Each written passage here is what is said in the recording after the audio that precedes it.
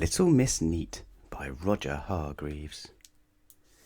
Little Miss Neat was a very tidy person, probably the tidiest person in the world. She lived in Pin Cottage.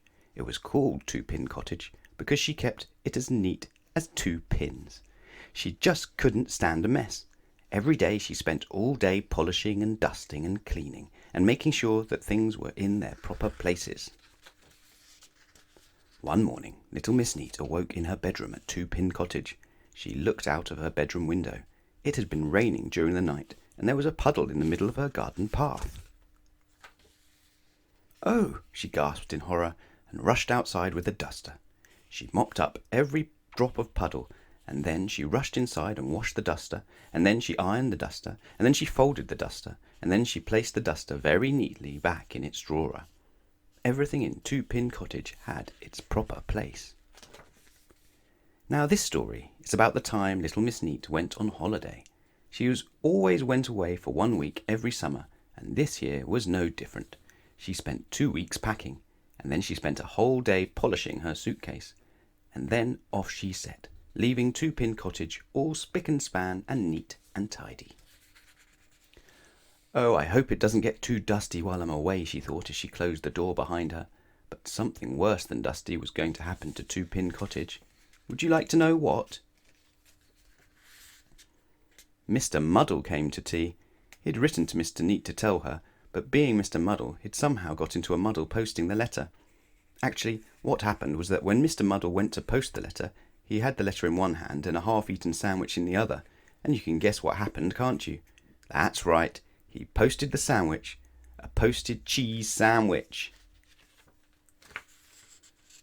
"It'd be nice seeing Miss Neat again," he chuckled to himself as he walked home. "This sandwich is a bit chewy," he thought. It was the day after Miss Neat left that Mr Muddle arrived. He walked up the garden path of Pin Cottage and knocked at the door. No reply. "Goodbye," he shouted.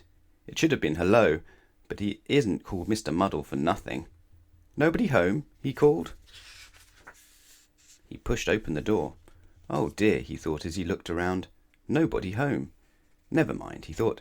I'll make myself a cup of tea and wait for Miss Neat. So he went into the kitchen of Pin Cottage, made himself a cup of tea, and waited. And waited, and waited, and waited, and went home. Little Miss Neat stepped out of the taxi outside Pin Cottage. "That was a lovely holiday," she said, paying the taxi driver, "but it's nice to be home." She walked up the garden path and went in through the door. "Not too dusty," she said to herself, looking around. "I think I'll make myself a nice cup of tea before I start unpacking." But making tea after a Mr Muddle visit isn't quite as easy as it sounds. Little Miss Neat eventually found the teapot, not in its proper place. In the refrigerator, and she eventually found the milk, not in its proper place, in the teapot, and the tea in the sugar bowl, and the sugar in the milk jug, and a cup in the oven, and a saucer in the bread bin. But could she find a teaspoon? She could not. The telephone rang. Little Miss Neat picked it up. "Hello," she said. At the other end of the line, Mr Muddle suddenly realised he was holding the telephone the wrong way round. He turned it the right way round. "Goodbye," he said. "Who's that?" asked Miss Neat. "It's you," replied Mr Muddle. Miss Neat thought. "It's Mr Muddle, isn't it?" she guessed. "Yes," replied Mr Muddle, getting it right for once. "And you paid me a visit while I was away on holiday, didn't you?" she guessed again. "Yes," replied Mr Muddle, getting it right for twice. "Can I come and see you now you're back?"